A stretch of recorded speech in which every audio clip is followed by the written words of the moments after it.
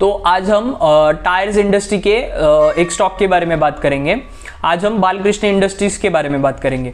बाल इंडस्ट्री क्यों, एमआरएफ क्यों नहीं, अपोलो टायर्स क्यों नहीं। तो जो मैंने देखा ना ओवरऑल इंडस्ट्री में, तो जो सेल्स है कंपनी के बाकियों के क्वार्टर ऑन क्वार्टर, जो क्वार्टरली की बात कर रहा हूँ मैं, ठीक है।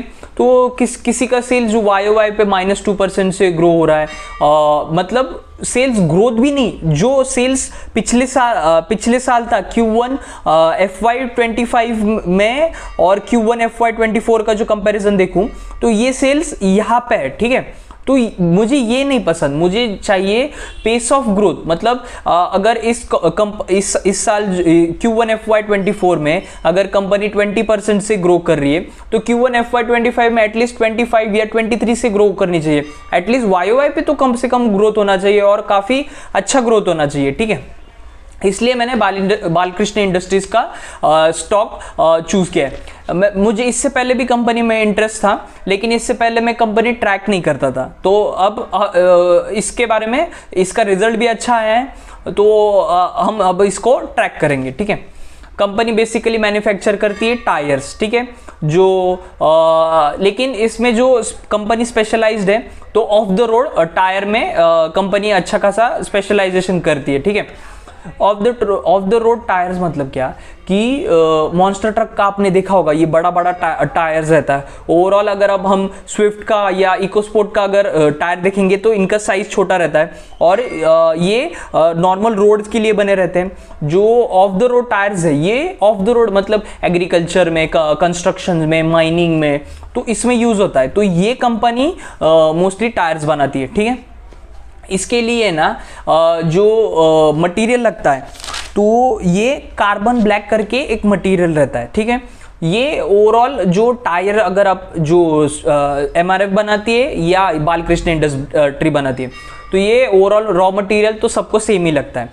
इसका एक खासियत क्या है बालकृष्ण का कि ये खुद से रॉ मटेरियल प्रोड्यूस करते हैं, ठीक है। इनका एक खुद का मैन्युफैक्चरिंग प्लांट है।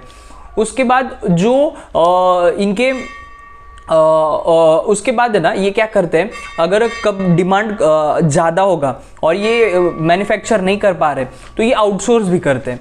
लेकिन आउटसोर्स का जो पोर्शन है ये कम है, इसलिए ये क्या करते हैं, डिफरेंट आउटसोर्स से लेते हैं। मतलब इनसे क्या होता है कि कोई 17 में बेच रहा है तो कोई 16 में बेच रहा है, तो ये जो डिफरेंशिएट कर सकते हैं और मार्जिन्स के ऊपर अच्छा खासा इनका ग्रिप रहेगा, क्योंकि ये मोस्टली इन हाउस प्रोड्यूस करते हैं। तो जो छोटा बहुत पोर्शन है तो इसमें काफ़ी ये मार्जिन्स में खेल सकते हैं, ठीक है। अब जो कंपनी का प्रेजेंस है, अब जियोग्राफिकली की बात कर रहा हूँ मैं, ठीक है। जो कंपनी का मोस्टली प्रेजेंस है ये यूरोप में है, मतलब ये 47 to 48% है, ठीक है। और जो इसका इंडिया का जो प्रेजेंस है ये 30% है, और जो अमेरिका में प्रेजेंस है ये 10% है, और बचा हुआ अदर कंट्रीज में। टोटल ये 160 कंट्रीज में प्रेजेंस है कंपनी का, ठीक है। लेकिन इन एरियाज जो कंट्रीज हैं, तो इंडिया और यूरोप, तो इनमें से कंपनी का अच्छा खासा सेल्स आता है, ठीक है। अब जो सेक्टर की बात कर रहा हूँ मैं, ठीक है। जो सेक्टर से इनका जो मोस्टली बिजनेस आता है, तो ये आता है एक एग्रीकल्चर, और ये मैंने आपको एक कहा था ऑफ द रोड, तो वहाँ से एग्रीकल्चर 60% है और ऑफ द रोड आता है 30 to 35%, ठीक है। ऑफ द रोड का अप्रॉक्सीमेटली, लेकिन एग्रीकल्चर का 60 to 63% है, ठीक है। तो मेजरली रेवेन्यू वहाँ से आता है, जो ठीक है। अब हम इनके जो क्वार्टरली Q1 FY25 के नंबर्स के बारे में बात करेंगे, और मैं जो नंबर्स बताने वाला हूँ ये कंपैरिजन वाई का है, मतलब Q1 FY24 versus Q1 FY25 के बारे में बात कर रहा हूँ, ठीक है। अब जो इनका जो स्टैंड, और ये नंबर जो है ये स्टैंड अलोन के नंबर, ये कंसोलिडेटेड नंबर नहीं है, ठीक है। तो इसलिए ये नंबर्स थोड़े से डिफरेंट रहेंगे कंसोलिडेटेड से। कंसोलिडेटेड मतलब कि ओवरऑल जो कंपनी, मतलब सब्सिडरी सबका मिला के मतलब अदर इनकम सब मिला के कंपनी का बैलेंस शीट पे रहता है। और स्टैंड अलोन का क्या रहता है, कोर बिजनेस का प्रॉफिट और मार्जिन्स रहता है, ठीक है। तो अब हम स्टैंड अलोन के बारे में बात करेंगे।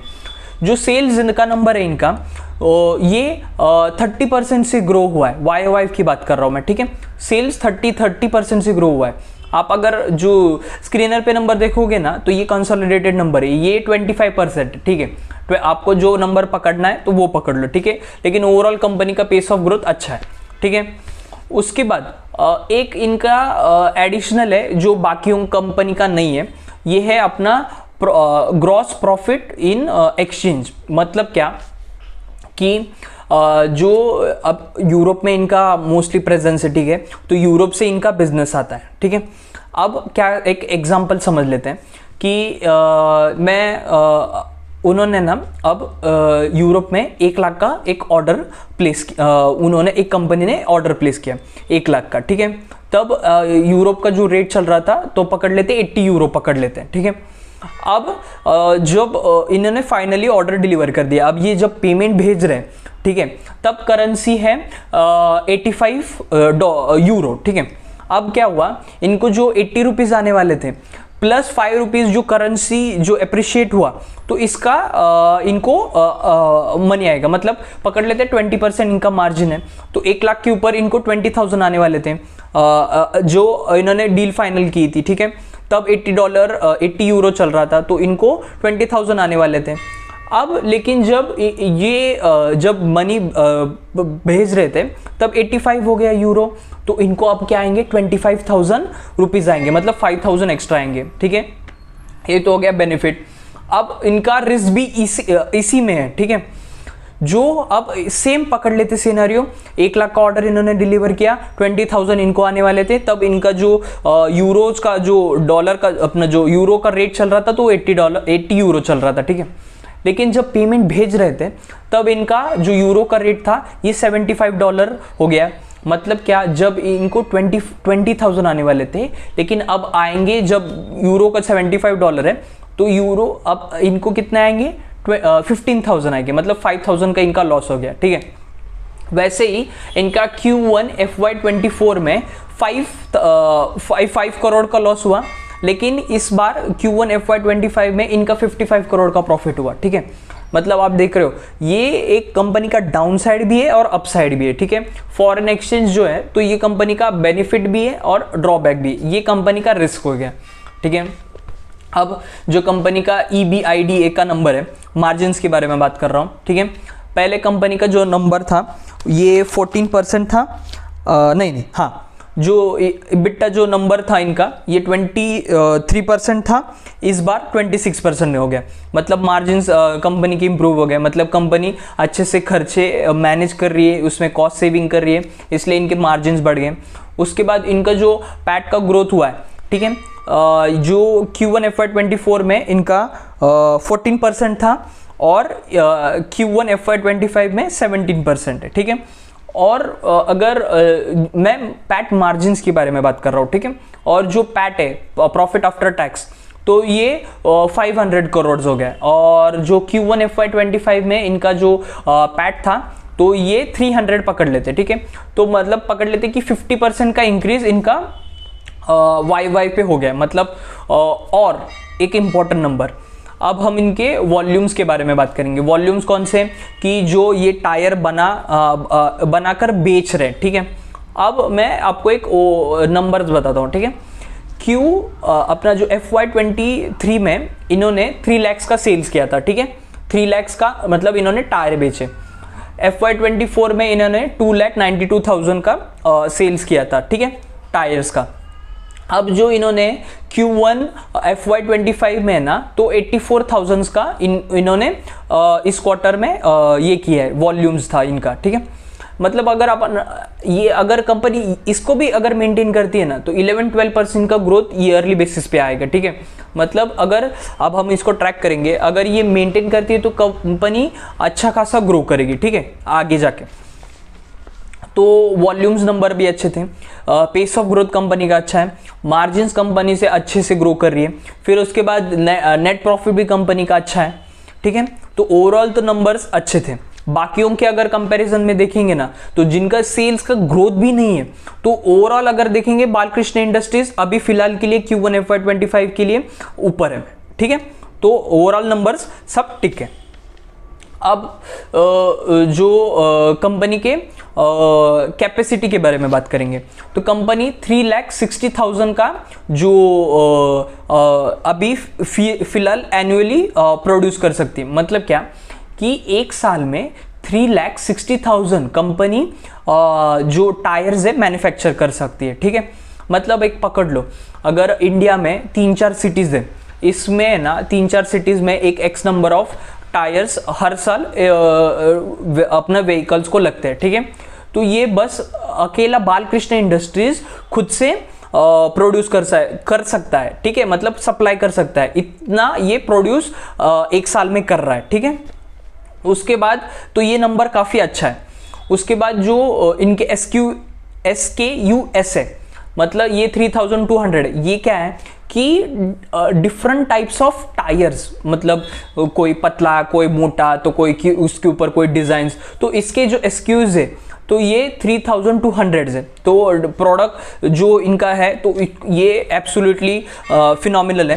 ठीक है, तो ये एक चीज़ हो गया। अब इन्होंने क्या किया है कि इनका जो ऑफ द रोड सेगमेंट है ये काफ़ी अच्छा चल रहा है और कंपनी सक्सेसफुली ग्रो कर रही है इसमें। तो कंपनी क्या कर रही है कि इसके ऊपर केपेक्स करने वाली है, और ये केपेक्स क्या कैसे करने वाली है कि ये फेजेस में करने वाली है। ठीक है, इसके लिए जो केपेक्स के लिए इन्होंने खर्चा किया है तो ये 1,400 करोड़ का ये केपेक्स करने वाले हैं। ठीक है, कैपेसिटी यूटिलाइजेशन कह सकते हैं। ठीक है, कैपेसिटी यूटिलाइजेशन या नया फैक्ट्री डालेंगे। ठीक है, तो कैपेसिटी यूटिलाइजेशन कैपेसिटी यूटिलाइजेशन बढ़ गया इनका, और ये अब केपेक्स करने वाले न्यू फैक्ट्री के लिए। ठीक है, ये 1,400 करोड़। ठीक है, इन्होंने क्या कहा है कि जो इससे केपेक्स से क्या होगा, इनका 35,000 MTPA, तो ये इंक्रीज हो जाएगा कैपेसिटी। ठीक है, ये फेजेस में कैसे बात कर रहा हूँ। फेज 1 में क्या करेंगे, मतलब अब इस साल में क्या करेंगे कंपनी, एग्जाम्पल के लिए बोल रहा हूँ मैं। ठीक है, इस साल कंपनी क्या करेगी, एक फैक्ट्री सेटअप करेगी। ठीक है, अब उसका जो कॉस्ट बिट रहेगा वो पे करेगी। उसके बाद जो सेकेंड ईयर में रहेगा ना, तो ये मशीन्स लाएंगे। तो सेकेंड ईयर, ये 2 ईयर में ऐसा फेज 1 फेज 2 में ऐसा कंप्लीट प्रोजेक्ट करेगी। मतलब कैसे, उससे खर्चे भी अच्छे से मैनेज होंगे, कंपनी के ऊपर प्रेशर नहीं आएगा। उसके बाद कंपनी अच्छे से देख सकती है कि अच्छे डायरेक्शन में जा रही है, कोई गलती हो रहा है तो वो कंपनी सुधार सकती है। तो ये ओवरऑल केपेक्स के बारे में था। और जो क्लाइंट बेस है कंपनी का, ये तो स्ट्रॉन्ग है, और ये मोस्टली मतलब जो ब्रांड्स हैं, तो मैं उसका एक फोटो लिंक कर दूंगा। ठीक है, उसके बाद कंपनी है ना, जो ब्रांड प्रमोशन है, मतलब आपने अगर एंजल वन का अगर ये देखा होगा कि उन्होंने IPL को स्पॉन्सर किया था, इसकी वजह से उनका क्या हो गया था कि जो गांव में, सिटीज़ में अगर कोई नहीं जानता लेकिन कोई क्रिकेट देखता है, इंडिया में क्रिकेट का क्रेजीनेस है। ठीक है, तो वैसे एंजल वन ने उन्होंने अपना IPL को स्पॉन्सर किया था और उन्होंने अपना रीच बढ़ाया था। तो वैसे ये बालकृष्ण इंडस्ट्रीज है ना, ये मॉन्स्टर ट्रक, उसके बाद इंडियन T20 इसमें भी, उसके बाद रग्गी जो फॉरेन, मतलब मोस्टली जो स्पोर्ट्स हैं ये फॉरेन कंट्रीज के जो स्पोर्ट्स हैं, तो उसमें ना जो कंपनी है ना काफ़ी अच्छे से स्पॉन्सरशिप कर रही है, उससे मतलब इनका रीच भी बढ़ेगा। ठीक है, उसके बाद एक और चीज़ मैं भूल गया था कि इनका जो एक नंबर्स में बताना भूल गया था, ये चैनल सेल्स के बारे में भूल गया था। मतलब क्या, एक आप रिप्लेसमेंट करके एक वर्ड, आप अगर इनका PPT देखोगे ना तो रिप्लेसमेंट करके एक वर्ड है। तो ठीक है, तो ये क्या है कि ये डिस्ट्रीब्यूशन करते हैं। मतलब एक आप पकड़ लेते हैं कि कंपनी मैन्युफैक्चर करती है, उसके बाद एक रिटेल प्लेयर रहता है, तो ये बल्क में इनसे बाय करता है, और जो नॉर्मल रिटेल प्लेयर है तो इनको सेल करता है। ठीक है, तो ओवरऑल ये पकड़ लेते हैं B2C कस्टमर ही इनका है, तो ये 73% है। और इनका जो OEM मतलब क्या, ओरिजिनल इक्विपमेंट मैन्युफैक्चर, मतलब एक एग्जांपल पकड़ लेते हैं कि ये 23% है। ठीक है, मतलब अब कंपनी टायर मैन्युफैक्चर करेगी और एक टाटा मोटर्स है, तो ये टाटा मोटर्स को सीधा टायर्स भेजेंगे और ये न्यू जो लॉन्च हो रही है इनकी जो व्हीकल, तो उसके साथ चले जाएंगे। तो इसका जो शेयर है तो ये 23 या 26% अप्रॉक्सीमेटली मैं बोल रहा हूँ। और जो इनका अपना ये रिप्लेसमेंट मतलब डिस्ट्रीब्यूशन का जो बिजनेस है ये 73% है, तो ये मेजरली डिस्ट्रीब्यूशन से कंट्रीब्यूट करता है। ठीक है, तो देखो ओवरऑल समराइज करने के लिए कंपनी का सेल्स का नंबर अच्छा आ रहा है, उसके बाद इनका जो फॉरेन एक्सचेंज है तो इसका नंबर इस क्वार्टर में अच्छा आया है, आगे जाके हम इसको ट्रैक करेंगे। पैट मार्जिन्स, उसके बाद पैट कंपनी के अच्छे नंबर्स हैं। ठीक है, केपेक्स कर रही है कंपनी, मतलब आगे ग्रोथ का सोच रही है कंपनी। ठीक है, उसके बाद इनका जो स्पॉन्सरशिप है तो ये अच्छा खासा कंपनी करती है। ठीक है, और जो रॉ मटेरियल्स है, एक एडवांटेज है रॉ मटेरियल का कि ये खुद से बनाती है, तो ये प्लस पॉइंट हो गया। तो ओवरऑल जो अगर लिस्ट देखेंगे तो सब पे टिक हो रहा है। ठीक है, वॉल्यूम्स भी कंपनी के 24% से ग्रो हुए हैं, 24 YoY की बात कर रहा हूँ मैं। ठीक है, जो Q1 FY24 versus Q1 FY25 की, तो ओवरऑल तो कंपनी मुझे अच्छी लगी। अब हम अगर आपको कुछ डाउट होगा तो आप कमेंट डाउन कीजिए। Thank you.